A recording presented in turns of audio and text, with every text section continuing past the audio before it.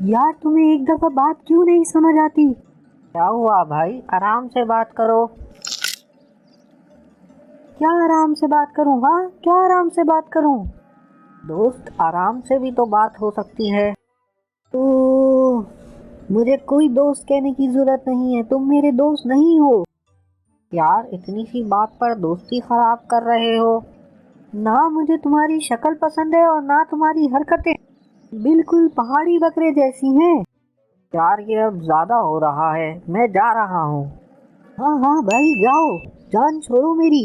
यार मुनीर, अब तुम कहाँ से टपक पड़े? यार तुमने फैजान के साथ बिल्कुल अच्छा नहीं किया। यार तुम्हें बात का पता वता है नहीं, आ गए लेक्चर झाड़ने। अच्छा अच्छा, आओ पहले बैठो, वरना ऐसे ही गुस्सा करते रहोगे। लो बैठ गया, अब आप लेक्चर दीजिए। नहीं यार, कोई लेक्चर नहीं, बस एक बात समझ लो। हाँ बोलो भी अब। हम लोग अल्लाह के हुकूक अदा करने की तो कोशिश करते हैं, यानी नमाज, रोज़ा, हज, ज़कात, मगर लोगों के हुकूक अदा करना भूल जाते हैं। हैं? क्या मतलब है तुम्हारा?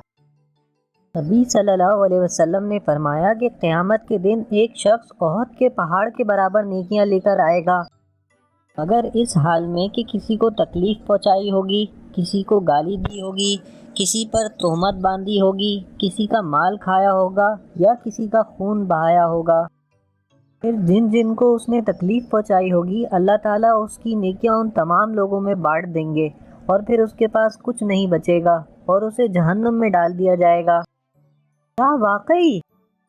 हाँ मेरे दोस्त, सिर्फ इबादत करके अल्लाह ताला के हुकूक अदा करना काफ़ी नहीं, वो तो लाजमी अदा करने हैं, लेकिन साथ साथ लोगों के हुकूक भी अदा करने हैं, वरना हमारा अंजाम भी जहन्नुम होगा।